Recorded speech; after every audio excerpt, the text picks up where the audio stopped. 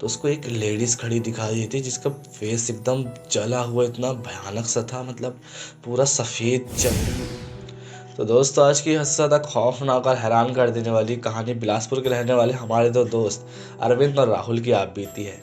अरविंद और राहुल बताते हैं कि जब वो समथिंग 12-12 साल के रहे होंगे, 12-13 साल के, तो गर्मी की छुट्टी में वो लोग बहुत मतलब इमली खाने, बेर खाने, ये सब के लिए मतलब अपने गांव से थोड़ा दूर एक जंगल था, वहाँ पे जाया करते थे। मोस्टली वो लोग बेर खाने जाते थे, ठीक है।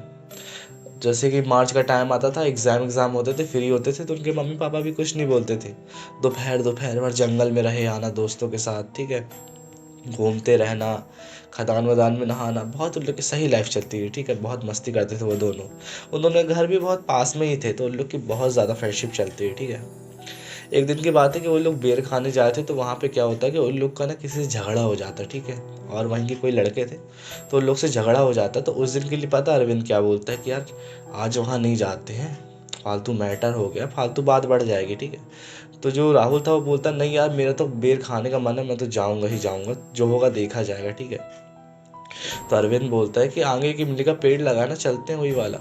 तो राहुल और अरविंद को पता था कि उस इमली के पेड़ को लोग शापित मानते हैं, भूतिया मानते हैं, कि रात में अगर कोई वहाँ से गुजरता है ना, तो उनको वहाँ से अजीब अजीब सी आवाज़ें सुनाई देती हैं, या फिर कोई वहाँ पे खड़ा दिखाई देता है।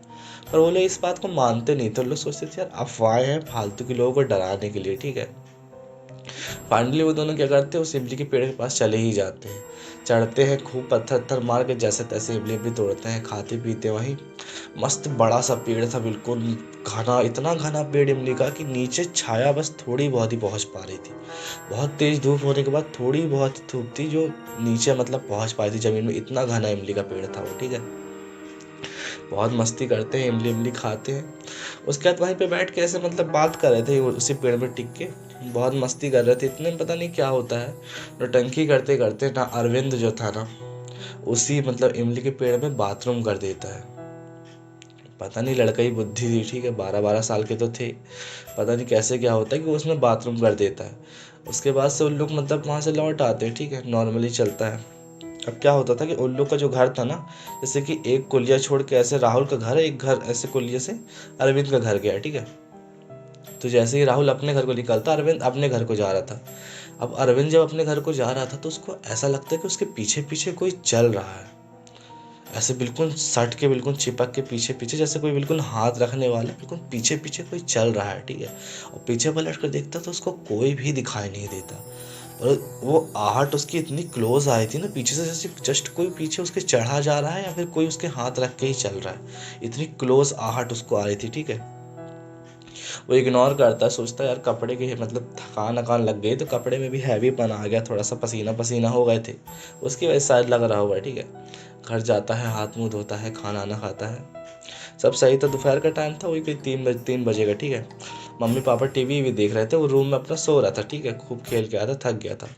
अब सो के उठता है तो उसके जैसे ही सामने देखता है ना, तो उसको एक लेडीज़ खड़ी दिखाई दी थी जिसका फेस एकदम जला हुआ इतना भयानक सा था, मतलब पूरा सफ़ेद चमड़ी, बिल्कुल उधड़ी हुई, इतना भयानक सा चेहरा, बिल्कुल लाल आंखें।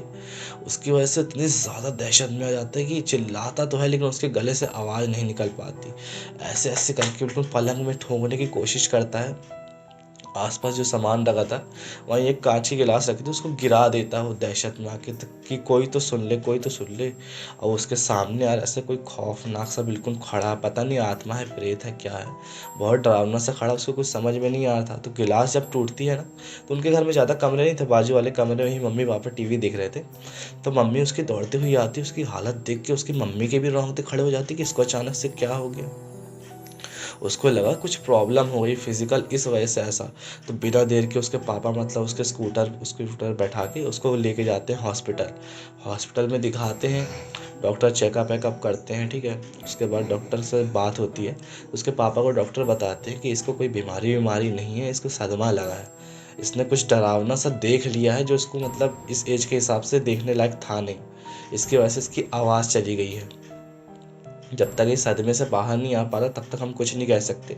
हम दवाई दे रहे हैं जिससे इसको नींद आ जाएगी, शायद नींद आ जाए तो थोड़ा बहुत डिप्रेशन इसका कम हो जाएगा। अभी ये बहुत ज़्यादा सदमे में है, इसको संभालना पड़ेगा तुम लोग को थोड़ा सा, ठीक है। अब उसके बाद दवाई गोली भी चलती हैं, पर फिर भी रात रात तक अरविंद सो नहीं पा रहा था। रात रात को मम्मी के पास मतलब ऐसे लिपटा रहता और एक टक्का उस तरफ देखता रहता। अब उसको यार सामने वो औरत दिख रही खड़ी, यार कैसे कोई सो लेगा यार। उसके अंदर दहशत भरी जा रही है, यहाँ तक कि वो लैट्रिन या टॉयलेट भी जाता था तो मम्मी को लेके ही जाता था, मजबूरी उसकी ऐसी थी, इतनी ज़्यादा दहशत थी यार। उसकी इमेजिन करवाना अपने लिए इम्पॉसिबल है कि यार उसके साथ कैसा बीत रहा होगा उस टाइम पे। चलो डॉक्टरी इलाज तो हो गया, उसके मम्मी पापा सोचते कि यार कहीं दिखवा भी लेते हैं, कुछ समझ में नहीं आ रहा है कि ये क्या देखता रहता है पूरे टाइम, इसको क्या दिखाई देता रहता है यार। वो बिल्कुल आँख फाड़े एक टक्का देखता रहता था, पता है उसको, मतलब बिल्कुल आँख की पलक झपकाने तक का समय नहीं होता था, इतनी दहशत उसके अंदर भर गई थी। तो फाइनली एक झड़वाने वाले बाबा को बुलवाते हैं जो उनके पास के ही थे मतलब। तो वो आते हैं तो बताते हैं कि यार इसको ऐसा ऐसा हो गया है कि इसको दिक्कत हो चुकी है, इसने कुछ गलती की है पक्का। तो उस लड़के से पूछने की कोशिश करते हैं, मतलब अरविंद से, कि क्या हुआ है बेटा, कुछ बता पाओ कि कुछ हालत है। उतने में क्या होता है कि जो राहुल था ना वो भी उनके घर आता है। राहुल बताता है फिर उनको पूरी कहानी कि हाँ हम लोग वो इमली के पेड़ पास गए थे, तो वहाँ पास ऐसा ऐसा हुआ था जिसकी वजह से मतलब इसने बाथरूम कर दिया था, तो हो सकता है उसकी वजह से कुछ हुआ हो, ठीक है। तो वो बाबा जैसे समझ गए वो पेड़ जो है वो शापित है, इसने वहाँ की जो रूह थी, वो आत्मा जो थी ना उसको छेड़ आया है। अब इसको बचा पाना बहुत ही मुश्किल है, पर फिर भी उसके बाद बाबा झाड़ते आड़ते हैं और पूजा वूजा करते हैं, बहुत दिक्कत जाती है, ठीक है। फाइनली वो क्या बोलते हैं कि उनके मम्मी पापा को और उसको भी, अरविंद को ही बोलते हैं कि उस पेड़ के पास जाके तुम लोग को माफ़ी मांगनी होगी। आने वाली पूर्णिमा तक मैं पूरी कोशिश करूँगा, अगर वो तुमको माफ़ कर देती है, इस बच्चे को बच्चा समझ के अगर माफ़ कर देती है तो बच पाएगा, वरना इसका बच पाना मुश्किल है। क्योंकि धीरे धीरे करके अरविंद की भी हालत बहुत ही ज़्यादा ख़राब होती जा रही थी, बुखार उसकी बढ़ती ही जा रही थी। अब यार वो रात रात भर सो नहीं रहा, तो समझ ले एक तरीके से मेंटल स्ट्रेस कैसी उसकी रही होगी, रात रात भर सो नहीं रहा, खा पी नहीं पा रहा है कुछ। उसकी मम्मी ज़बरदस्ती उसको खिलाती थी, ठीक है, जैसे तैसे। तो आखिरकार उसके मम्मी पापा उनकी बात मानते हैं और उस इमली के पेड़ में मतलब दिन के समय में जाते हैं और जैसे तैसे माफ़ी मांगने की कोशिश करते हैं, ठीक है, कि शायद माफ़ कर दे जो भी है वहाँ की, ठीक है।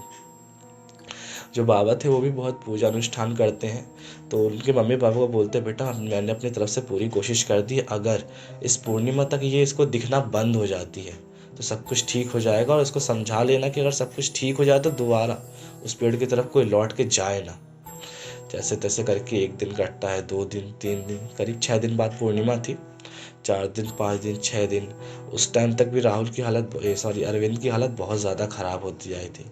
और फाइनली एक रात की बात है जब पूर्णिमा मतलब एंड हो चुकी थी, पूर्णिमा की दूसरी रात की बात है। उस रात को अरविंद पूरी रात सोता है, सुबह उठता तो उसके बाद से थोड़ा बहुत खाना पीना भी स्टार्ट कर देता है। हाँ उसकी हालत सही होने में कम समथिंग 1 महीना लग जाता है, पर जैसे तैसे करके अरविंद की हालत सही हो जाती है। यार ऐसे ही किस्सा था, उसके बाद से तो अरविंद के साथ ऐसा कुछ देखने सुनने को नहीं मिला। तो तुम लोग कमेंट करके बताओ कैसी लगती है स्टोरी तुम लोग को।